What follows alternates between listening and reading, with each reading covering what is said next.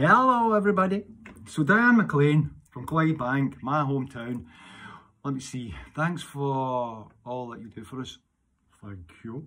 I just do a wee bit of singing and talking to the camera here on my wee mobile phone, and yous give me all these great compliments, and I love it. I love it. I'm the lucky one, believe you me. What's your question? What's your favourite aftershaves? Well, I think what I love to do, right? See, when I'm doing musical theatre, see, for instance, if I get a character, you know, if what I like to do with the person I'm playing is I like to get an aftershave made for that very character, you know, that I'm playing. So if it was Billy Flynn, and you know, I remember going to GOF Trumpers and getting them to make me some aftershave, or Billy Flynn. Need a certain smell as well, and then I have just eau de Marti. But it says here, you have a guitar in the room. Boom, here it's here. Do you play the guitar? Well, you know, I've got a couple of guitars here, and you know, when I'm writing the guitar, I play badly. You know, I really do. But enough, you know, enough to get by. You know, I'm working on this, just a wee bit.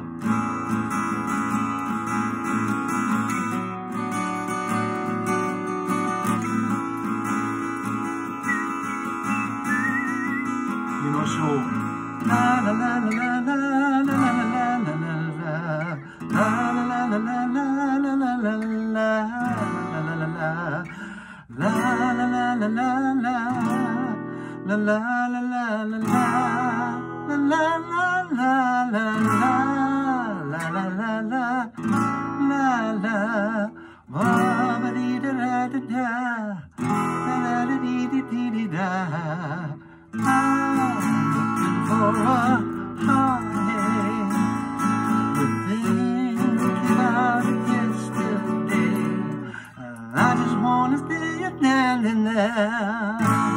You get the idea. So yeah, I do play guitar, clearly badly.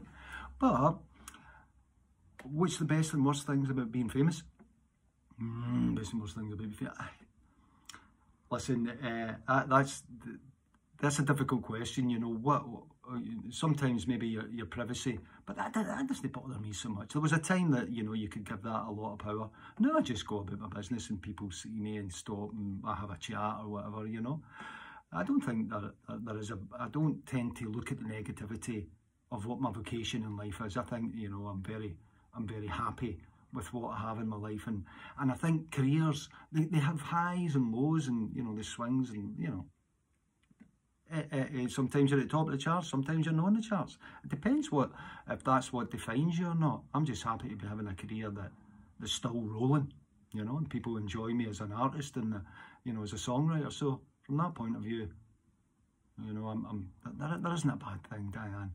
Great to hear from you, and I hope that answers your wee questions. Yeah? Just put this back. What's my next question? Martin Muir. What are you saying? Where do you buy your shirts? Where do I buy my shirts? Well, you know, it's fair to say that, you know, a lot of people have picked up, oh, you have a fine array of shirts, Marty. You know, do you iron them all yourself? Yes. When I was growing up, every Sunday, you know, me and my brother would do the washing on a Sunday. Mum made sure that we did that, just to get those skills together, and you know, being able to know your way around about to cook, or you know, or to be able to iron your shirts and stuff like that. You know, I find ironing quite therapeutic. Not something I would like to take up as a full-time vocation, you understand, but I get my shirts for everywhere. You know, there is no, you know, one, you know, I just pick them up. Donna Devana. Hi Marty, loving the songs and the Q&As. Thank you, Donna. When you were in Memphis, did you go to Graceland tour, and if so, what did you think? Yeah, I've been to Gracelands a few times, you know, and been shown about by Priscilla on one occasion, you know, so I always, well, you've got to go, and be rude not to go and see Elvis's house. I thought it was an amazing place, you know, and I loved it.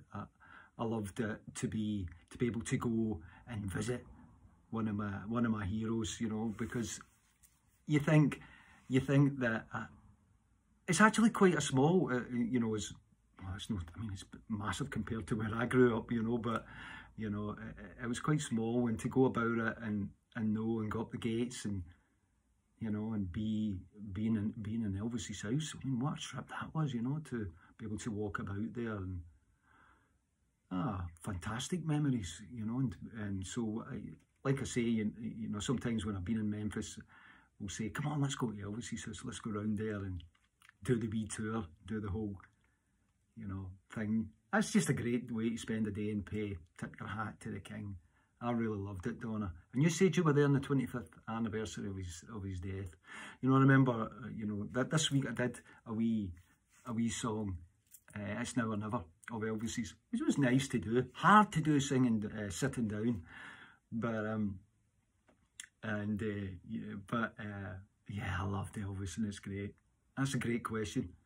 So, yeah, Donna, I hope you had a blast at Elvis's place. It's amazing what pops up, you know, on the wee computer when I'm looking at for some questions here. Sue Keel, it says, she sent me pictures of Vesta curries. I was talking about Vesta curries.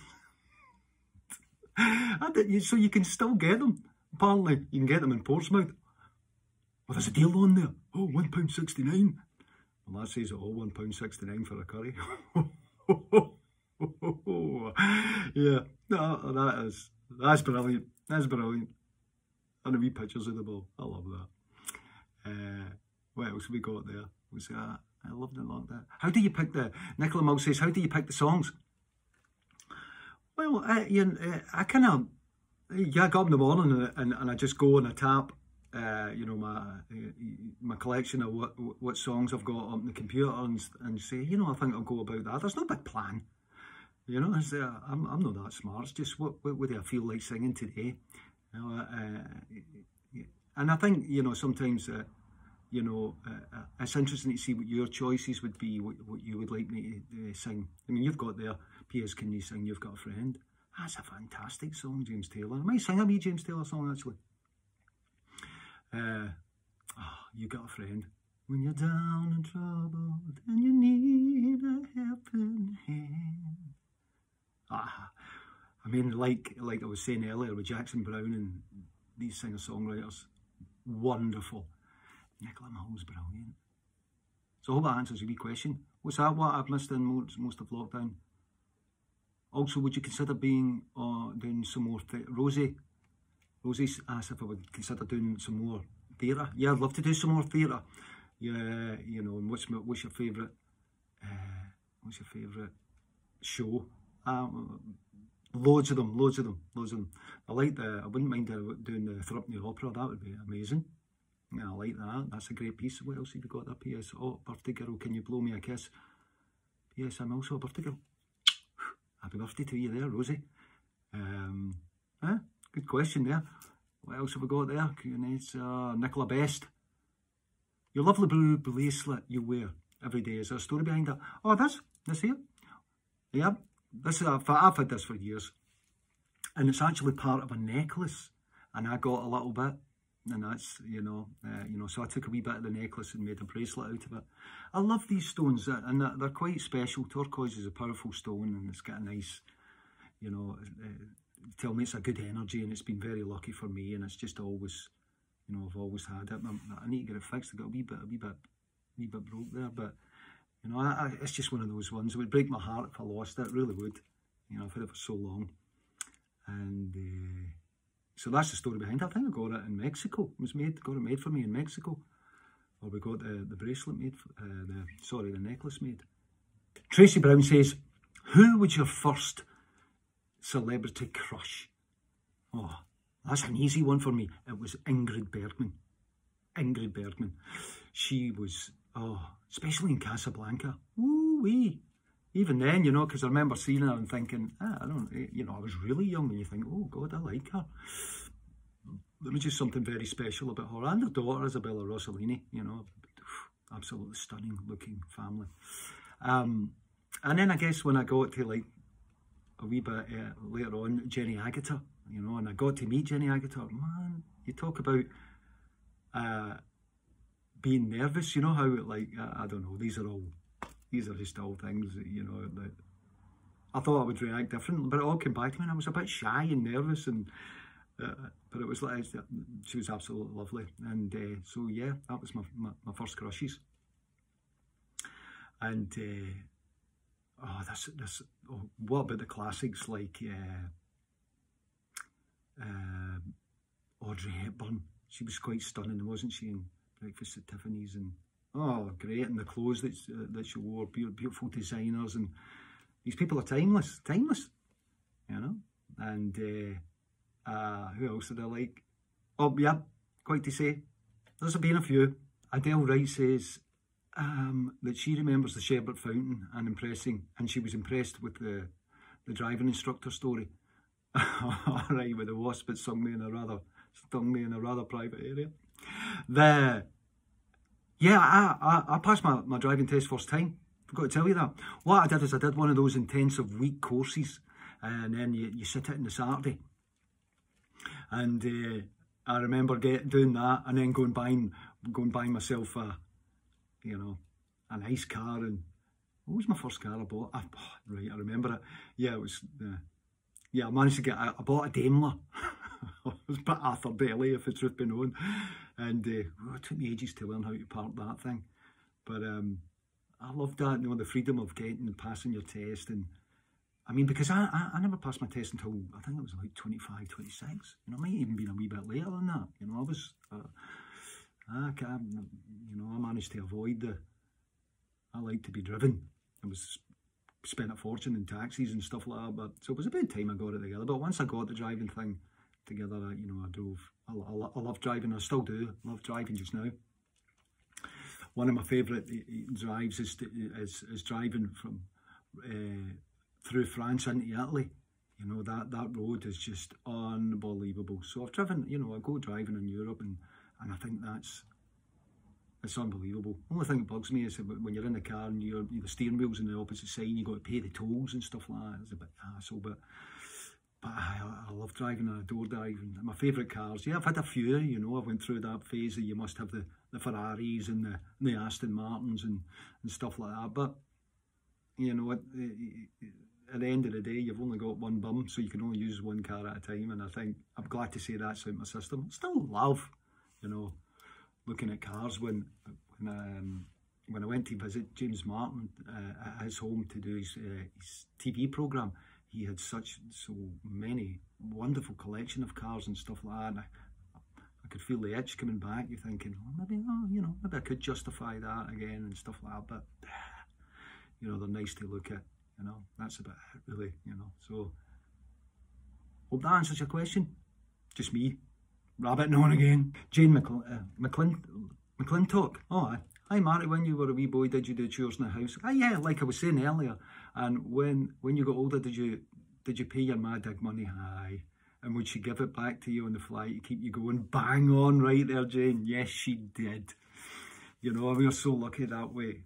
You know, that I love that. You know, when I got my first wage, when doing some work on the building sites or whatever it took before, you know, my career took off.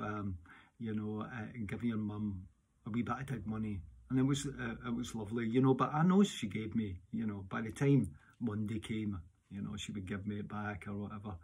And that's so spot on. I have so many fond memories of that, you know. Tapping your ma, I'll get you at the end of the week once I get my wages. Loved that. And she always did. She always looked after me. So Jane, that's a good wee question. That was a nice wee memory for me there. Do you have any funny things that have happened to you on the road? Yeah, quite a few. On stage, well, you know, I did have, you know, a few. Let me spring that. Oh yeah, like for instance, I remember when we were, I had a tendency at the beginning of my career, we were touring with Elton John in America, and I remember we'd be opening up for him and stuff like that. And I remember jumping off stage because I could go off stage and go into the audience, and I thought it would be great, and the band would be playing away, you know, and I'd be walking through because you've got one of these radio control microphones, so you can walk, you know, you can go away into the distance, and I did, you know, singing away, walking through the crowd, just singing, blah, blah, blah. And then the band ended the song and left stage, and I then proceeded to try and get back on stage. But by this time, you know, the music had stopped. I still got the microphone, and this big American security guys, you know, I was trying to climb back up on stage, and he was saying, "Hey, what are you doing? You know, where are you going?" I'm saying, "No, I'm in the band. You know, I'm trying to get back on." Like, "Oh, it's on Elton stage, you know." And I've got the microphone and go 1 2 1 2, and it's going through the speakers. You know, can you not hear? And so I managed to kind of dodge him and dodge another guy, and I managed to get back on stage. But in the process, I kind of slipped and kind of sprained my ankle a bit, and managed to get back on and get back, because one of the on stage security guys said, "Yeah, this guy's in the band," and you know, yeah, and I had to go and get my foot strapped, and yeah. So that was, needless to say, that wasn't kind of going from super cool to no super cool. Have I ever been super cool?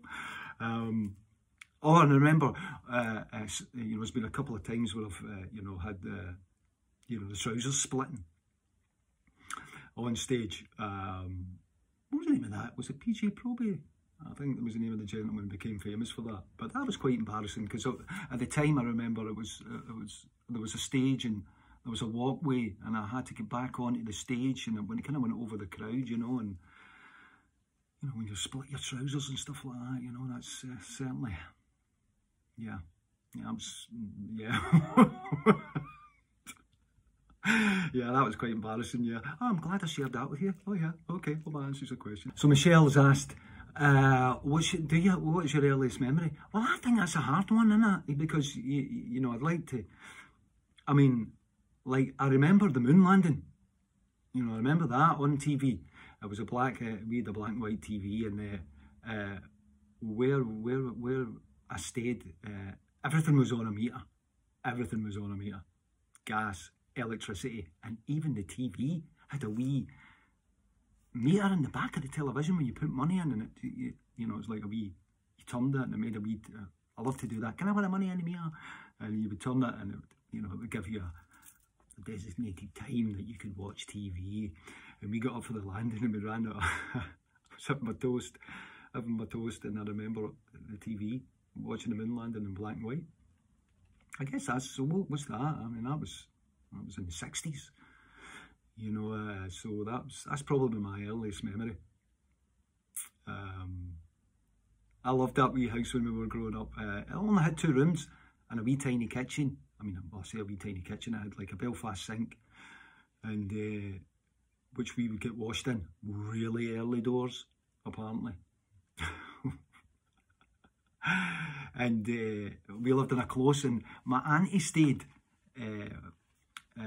My father's auntie stayed directly across from us. My Auntie Annie and Uncle Davy, they stayed across from us, and I only ever had a wee accident in there one day, because we used to keep the closed doors open, and you know, I got into a rhythm of just running from my mum's house straight into to see my Uncle Davy, and but they had a cold cellar, and they were having their coal delivered, and you know, so the doors was open, so I kind of ran right out, straight right through into their house, and straight right down into the coal cellar. Boom! Yeah, that was the only time I ever had any like a bad break in my arm, but I survived it, and they bought me a wee bike with what were they called, stabilisers on it. I got that. I never had it for long, because I foolishly left it outside the close, and it got pinched. It got nicked. But I loved that wee bike. Could go really fast in that wee bike. I remember things like, you know, I'd be quite happy, you know, when I said, "Mum, I want a kite," and my mum tied a piece of string to like a potato bag, you know, and told me to run up the street, and I was happy with that. You know, the wind would catch it. Boom, that was my first kite. Oh yeah, I'd be all day long with that. Easily pleased back in the day. Tracy wants to know, do I collect anything? Well, I love Art Deco jewellery, silver, you know, especially from like Denmark. You know, I love there's just something about that period that I just absolutely adore. So I collect that. I love also, I'm mad on movies, I've sort of a huge movie collection. What else do I collect? I'm not really one like for fridge magnets or anything like that, you know. No, I haven't said that. I've got quite a collection of fridge magnets. But those were the things I really collect. Them records, vinyl and stuff like that. So, you know, that's the things that I collect. It says here, Chris wants to know, is there any holiday in the world, where would you like to go? Well, I tell you what I would like to go. On that Trans-Siberian Railway. I watched a programme on it, because, you know, I love train journeys, and that to me looks quite, you know, would look quite amazing for me to do that, go and do that. And, you know, there's something about Russia that really appeals to me, St. Petersburg and Moscow, you know, any excuse to wear a big hat, you know, for me, you know. So when I see St. Petersburg on the TV, that was absolutely incredible, the architecture there, and Moscow's underground, and was, oh, unbelievable. And I love Prague too, you know, when you go there and you to see, I've been lucky enough to record there a few times, maybe doing orchestrations, you know, doing orchestra work, and so we'll go there, and that's an incredible city too, you know, to be, it's one of those cities that it feels old, but in a great way. And then you'll see, you know, it's got vibrant, it's exciting. So yeah, but my holiday, I'd like to go on one of those big long journeys on a train. They just look, that just looks so calming and relaxing. So it's that Sarah Leanne Tomlinson. Best part of lockdown, so thank you. My question is, UFOs. Interesting, because you got to watch when you jump into that world, haven't you? You don't kind of come across like it's a bit, you know, a bit of a, I don't know, strange. I don't think we're alone. Huh? I don't think we're alone, and I think I would lose it if I thought I saw, you know, someone from outer space. I mean, I watch all these sci-fi programs, and you think, oh, it would be, you know, it might be amazing to, you know, to see them, and what would they look like, and yeah, you know, will they have those big mad eyes and stuff like that? But I don't think we're alone. You know, no, there's too much out there. Hello everybody. I absolutely adored the video you did for the Malteser challenge. It was wonderful. It made me laugh, and it was brilliant to see you all having a wee bit of fun. So what else can we do there? Well, the $1 Million Smile, I love that one. I've tried it a few times. I'm going to do it again here. Say for talking sake, you can't get to the dentist to get your teeth whitened. If you're that way inclined, then you go for the $1 Million Shubba Smile. You get the Tic Tacs. I'm using 4. And do this.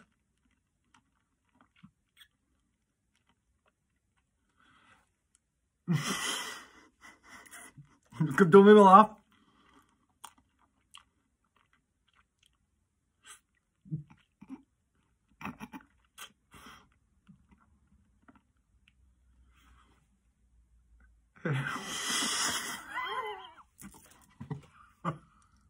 Berman.